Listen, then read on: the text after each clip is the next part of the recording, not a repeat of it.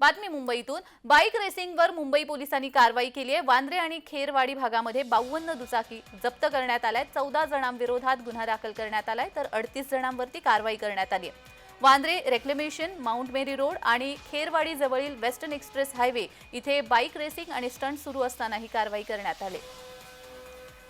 तर या संदर्भात अधिक माहिती देण्यासाठी आमचे प्रतिनिधी चेतन किर्दत आपल्यासोबत जोडले गेलेले आहेत। चेतन, अधिकचा तपशील।